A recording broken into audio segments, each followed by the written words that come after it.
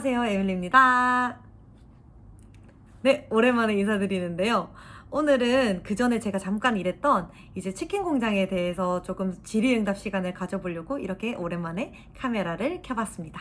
네, 아시는 분들은 아시겠지만 제가 그 전에 이제 올람 아몬드 농장이라는 데서 1년을 일을 했고 이제 그 후에 3개월 정도 치킨 공장에서 일을 했어요. 그래서 오늘은 이제 호주에서 육가공 공장을 고민하고 있는 분들을 위해서 이제 치킨 공장이 어떤 공장인가 아니면 다른 이제 궁금하신 분들을 제가 정리를 해서 이제 설명을 좀 드리려고 이렇게 카메라를 켜왔습니다. 예, 이렇게 질의응답하는 거는 처음이라서 조금 긴장되고 어색한데요. 그래도 좀 귀엽게 봐주시면 고맙겠습니다. 그러면 지금부터 무엇이든 물어보다 시작할게요. 첫 번째, 바이아다는 무슨 회사인가요? 제가 일했던 치킨 공장 이름이 바이아다인데요.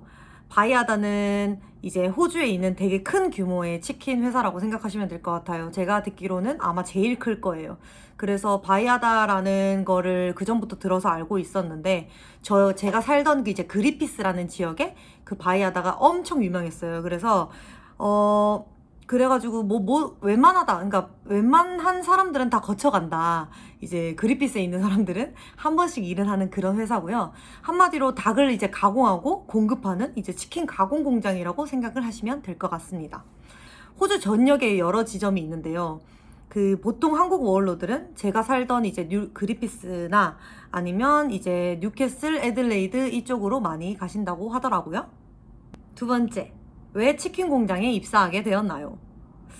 제가 1년 동안 아몬드 농장 일을 하고 이제 그리피스란 지역으로 넘어와서 원래는 제가 카셀라 와이너리에 지원을 했었습니다. 그래서 체리 농장 일이 끝나면 그래 카셀라로 넘어가면 딱 시즌이 맞는 시기였어요. 그래서 그래 그래야겠다 하고 생각을 하고 있었는데 와 면접을 봤거든요.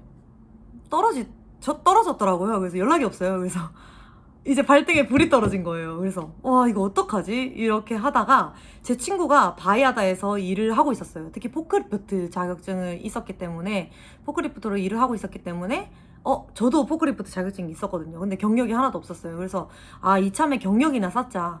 그래서 바로 에이전시로 달려가서 치킨 공장 포크리프트 포지션으로 지원을 하고 이제 뽑히게 되었습니다. 세 번째, 어떻게 지원할 수 있나요? 지원 방법, 제일 중요한 부분이죠. 바이아다라는 회사는 이제 그 에이전시를 통해서만 지원을 받아요. 근데 우리가 대표적인 에이전시 아마 많이 들어보셨을 건데 이제 챈들러라는 데가 있고 이제 APG라는 이제 회사가 있어요. 그 두 가지가 이제 그리피스에 있는 바이아다 회사의 에이전시로 딱 잡고 있는데요. 저는 솔직히 뭐 APG 챈들러 이런 거 잘 몰랐는데 제 친구가 챈들러를 추천을 해주더라고요. 챈들러 같은 경우는 이제 우럴스랑도 관련이 있는 걸로 알고 있어요. 그래서 나중에도 만약에 뭐 우럴스가 되면은 조금 도움이 되겠다 이래서 일단 챈들러로 지원을 하게 됐고 그리피스에 위치를 하고 있어요. 그래서 저는 바로 찾아갔습니다. 바로 이력서를 들고 찾아갔고 거기서 이제 하라는 대로 차근차근 했고요. 온라인 지원도 식탁컴에서 가능하긴 한데 저는 방문하는 걸 더 추천을 드립니다. 직접 가서 지원하고 싶다고 얘기를 하면 이제 메일로 에이전시 등록 서류들을 이제 메일로 보내줘요. 그래서 그 서류 절차대로 완료를 하면 인터뷰 날짜를 잡고 이제 회사로 방문을 해서 이제 인터뷰를 보고 그 후에 합격 소식과 함께 인덕션이랑 첫 출근 날짜까지 차례차례 이제 진행이 됩니다. 바이아다가 워낙 큰 회사다 보니까 항상 지원자가 많아요. 그래서 대기 기간이 생각보다 길 수도 있다는 점은 꼭 기억해 주셔야 돼요. 만약에 이제 다른 지역에서 지원을 하시는 분이다. 그러면 제가 봤을 때는 미리 전화를 꼭 해서 지원을 하고 에이전시 등록 서류까지 끝내놓은 다음에 인터뷰 날짜가 잡히면 이 지역으로 넘어오는 거를 추천을 꼭 드립니다. 그때 당시 제 3개월 전에 그리피스에 있을 때만 하더라도 지원자가 그때 100명 정도 됐어요. 근데 저는 운이 좋아가지고 거의 2주 정도 만에 출근까지 완료를 한 것 같아요. 네 번째, 바이아다에서 무슨 일을 하셨나요? 이거 되게 궁금하실 텐데요. 왜냐면 보통 가공 공장이다 이런 거 생각하면 뭐 죽이거나 키를 하거나 아니면 뭐 포장을 하거나 이런 거 생각하실 텐데요. 저는 사실 조금 특별한 곳에서 일을 했습니다. 제가 일하던 곳은 이제 렌더링이란 파트인데요. 치킨 가공하면서 발생하는 버려지는 죽은 닭, 그 다음에 뭐 닭의 피, 그 다음에 닭 목, 발, 뭐 이런 거, 내장, 이런 걸 가공을 해서 가축 사료, 이제 소나 뭐 양들, 다른 뭐 새들이나 뭐 개, 이런 거 사료로 만들고 그거를 이제 트럭으로 보내는 그런 공정이었어요. 그래서 어떻게 보면은 이제 머신 설비를 다루는 그런 되게 재밌으면 재밌고 어려우면 어려운 그런 일을 했습니다. 제가 솔직히 비위가 되게 약한 편이라서 일단 육가공 공장을 피한 것도 있었는데요. 처음에 그 회사를 가자마자 냄새 때문에 진짜 미치겠는 거예요. 그래서 저는 솔직히 말하면 2주 거의 한 달 동안은 너무 힘들어서 마스크를 항상 끼고 다녔고요. 막 여기서 일을 계속 할 수 있을까? 이 생각을 매일 했던 것 같아요. 왜냐하면 저희 렌더링이라는 파트 자체가 그렇게 막 더 냄새가 더 심하고 막 못 볼 걸, 못 볼 모습을 많이 봐야 되는 그런 곳이거든요. 항상 비릿한 냄새가 있고 징그럽고 더러운 것들을 봐야 하는 곳인데 솔직히 처음엔 진짜 너무 힘들었어요. 근데 어느새 제가 닭 내장을 이제 삽으로 퍼고 있더라고요. 그래서 역시 사람은 적응의 동물이구나 하면서 이제 재밌게 일했어요. 사실 그냥 그런 게 아무것도 안 보였어요. 그냥 일을 해야 되니까 그냥 그런 게 이제는 익숙해지더라고요. 렌더링 그 공정 그 안에서는 이제 큰 가공 머신들을 다루기 때문에 그 모니터가 있어요. 그래서 모니터로 이제 계속 추적 관찰을 하는 거예요. 이제 머신들이 가공이 잘 되고 있는지 추적 관찰하면서 중간에 문제가 생겼다. 뭐 밸브가 이상하게 돼 있고 뭐 밸브가 터지거나 뭐 그런 일이 생겼을 때 바로 해결하고 중간에 막 셧다운 되는 경우도 있어요. 그게 제일 심각한 일이거든요. 그게 셧다운 되는 일이 없게 이제 원활하게 잘 운영될 수 있게 도와주는 일을 하는 게 제 일이었고 이제 밖에 나가서 그 외부에서는 이제 30톤 정도의 큰 트럭들이 이제 와요. 이제 그 사료들을 가지러. 그래서 그걸 오면은 사료랑 이제 치킨 오일 이런 거는 로딩을 하고 이제 샘플을 테스트를 해서 이제 그 서류들을 이제 트럭키한테 전해주고 그런 일들을 했어요. 그래서 이제 매니저님들이나 이제 동료들이랑 다양한 이제 트럭키들이랑 소통을 계속 해야 되는 그런 일이었기 때문에 조금 재밌게 할 수 있는 그런 일이었어요. 그래서 처음에는 진짜 와 이거를 내가 다 할 수 있다고? 솔직히 그럴 정도로 너무 알아야 될 게 너무 많은 거예요. 그래서 왜냐하면 막 책이 있어요. 막 어떻게 해야 되는지 그런 프로세스라든지 이제 어떻게 해결법 이런 것들이 책이 있어요. 그래서 안 그래도 한국말로 해도 엄청 어려운데 다 영어로 되어 있으니까 정말 처음에 막막했거든요. 근데 결국엔 하게 되더라고요.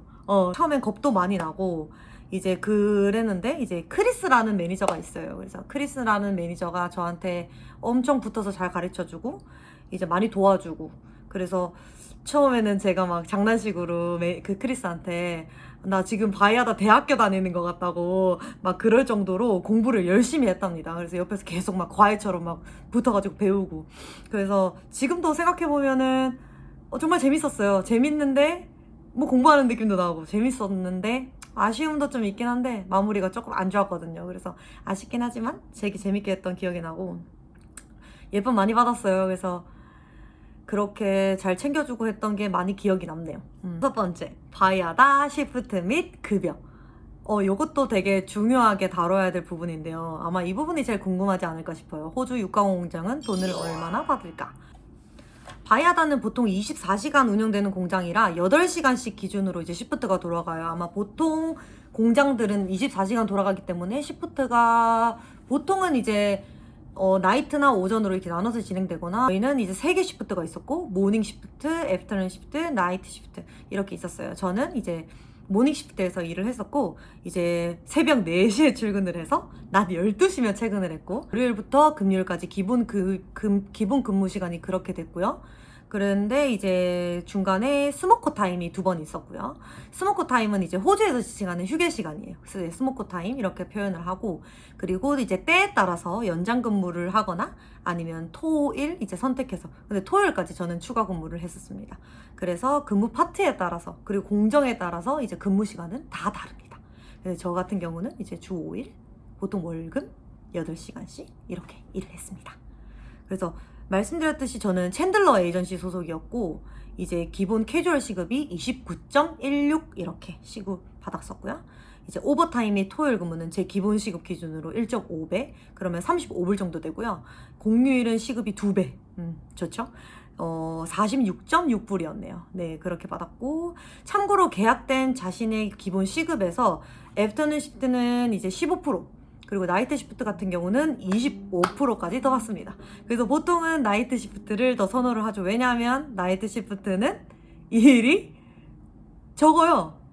모닝 시프트는 훨씬 바쁘거든요. 정신이 없어요. 매니저님들이 계속 확인하고 다니고, 일단 사무실에서 사람들이 나와 있기 때문에 계속 뭔가 감시받는 느낌이라 해야 되나? 그런 게 있었습니다. 하지만 나이트 시프트는 엄청 여유 있는 느낌이에요. 그래서 항상 부러웠는데 저는 그래도 제 생활 패턴이 그쪽에 맞춰져 있어서 되게 좋았습니다. 내가 만약에 돈을 조금 더 벌면서 일을 하고 싶다. 그러면 애프터눈 시프트나 나이트 시프트로 지원을 하시면 될 것 같습니다. 자, 좀 궁금해하실 제 페이슬립을 한번 보여드릴 텐데요. 주 5일 40시간을 딱 일했을 때 1000불 약간 안 되게 받습니다. 제가 근무하던 이제 파트는 토요일 근무를 하게 되는 경우가 좀 많아서 1000불 이상은 이제 기본적으로 일주일에 가져갔던 것 같아요. 그래서 일단 한 주씩 급여를 받았기 때문에 그게 되게 좋았고요.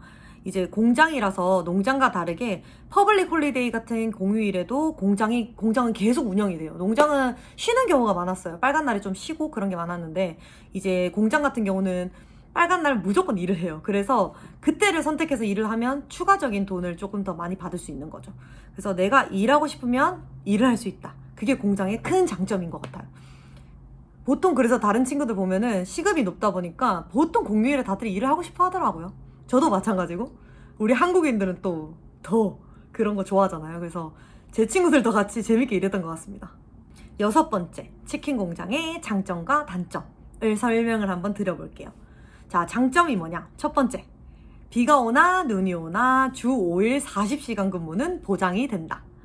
네, 되게 중요해요. 왜냐하면 제가 생각했을 때 이게 공장의 큰 장점인 것 같은데요. 제가 농장에서 일을 했을 때는 날씨의 영향을 너무 많이 받았어요. 그래서 제가 농장에 일할 때는 비가 너무 많이 오는 시즌이라서 거의 한 번 쉴 때 막 2주, 뭐 한 달, 이렇게도 쉬어봤거든요. 그러다 보니까 이게 아무것도 할 수 없는 그 상황이 되게 답답하더라고요. 왜냐하면 저희는 비자 때문에 기간도 채워야 되고 돈도 필요해요. 근데 그게 안 되니까 되게 답답했는데 이제 공장은 날씨를 볼 필요가 없습니다. 농장에서는 날씨 계속 체크하잖아요. 근데 여기는 그럴 일이 전혀 없어요. 그게 아주 좋았던 것 같습니다. 자, 두 번째, 몸이 안 좋거나 이제 개인적인 일이 있을 때 데이 오프를 크게 눈치 안 보고 볼 수 있다. 이거는 뭐 공장이라서 그런 건지 모르겠는데 솔직히 좀 쉬운 편이었어요. 제 섹션이 좀 그래서 그런 건지 모르겠는데 조금 그 근무 분위기 자체가 크게 눈치를 보고 뭐 그런 일하는 환경이 아니고 근로자의 컨디션 자체가 되게 중요했어요. 그래서 그런 거에 대해서 설명만 좀 잘해준다. 나 이런 일이 있어서 조금 못할 것 같은데 이해해줄 수 있냐. 이렇게 설명만 잘해준다면 데이오프를 좀 자유롭게 낼 수 있었던 것 같아요. 그래도 좀 눈치껏 해야겠죠? 그 부분은 조금 체크를 해주시고요. 자, 세 번째, 영어를 무진장 쓸 수 있다.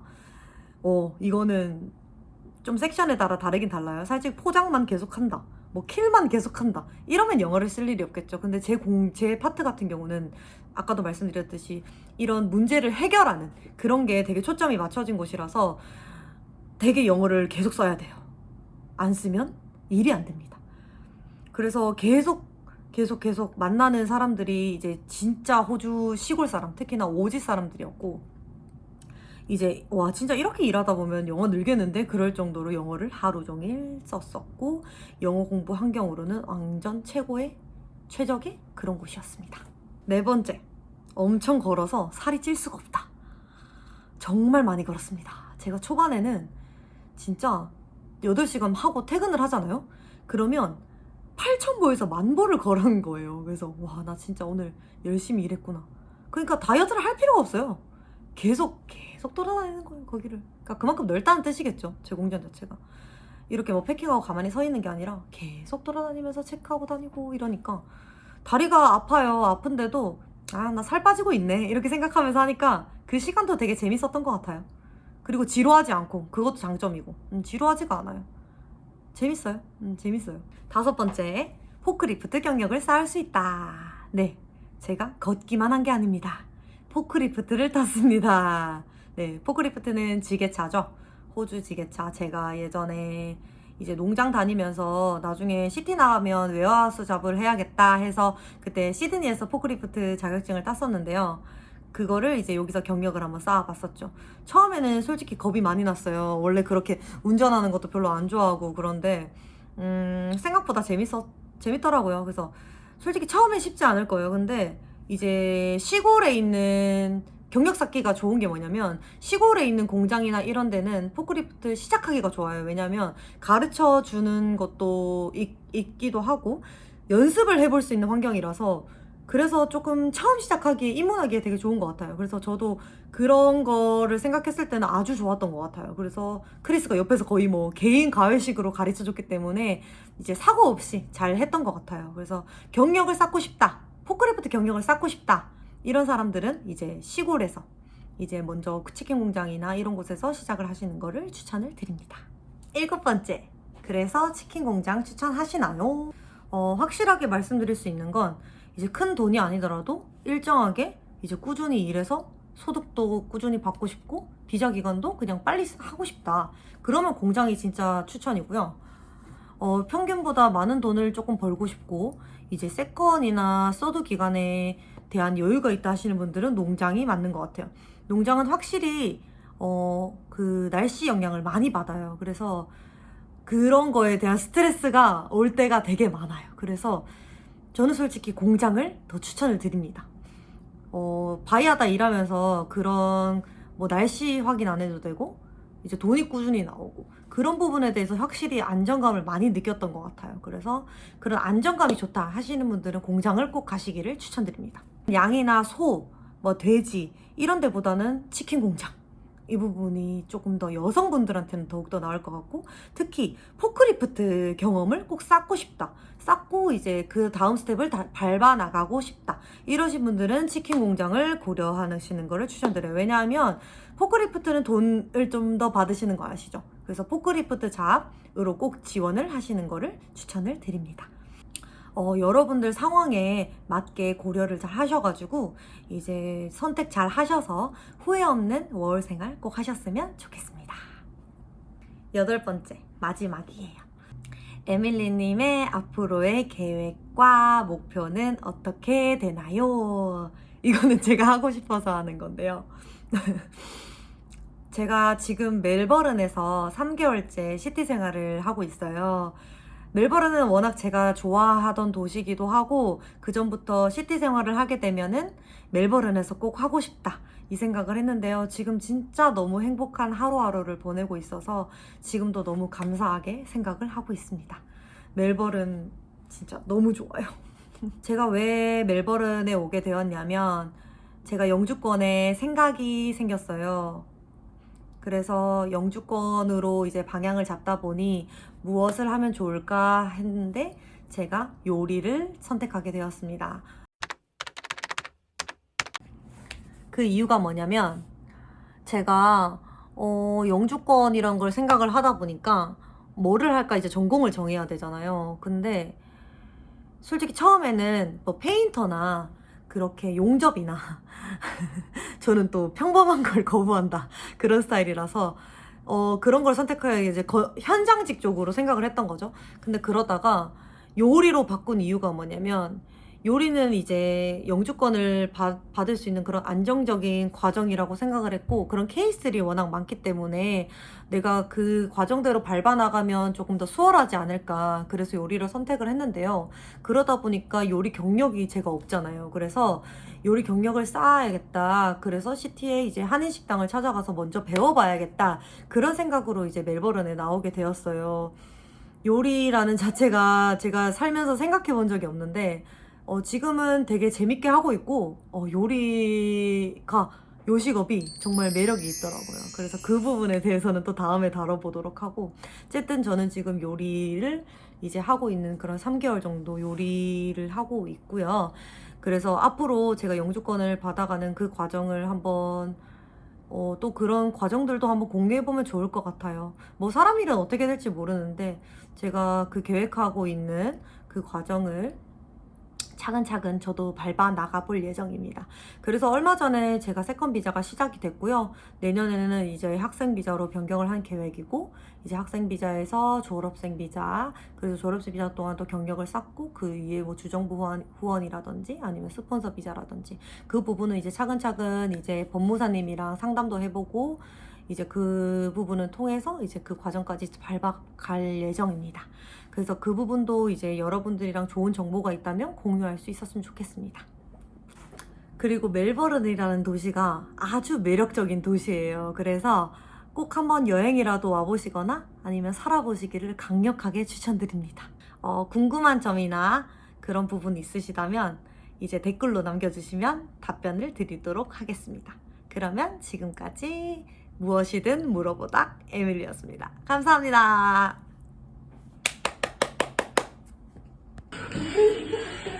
새벽 5시 반.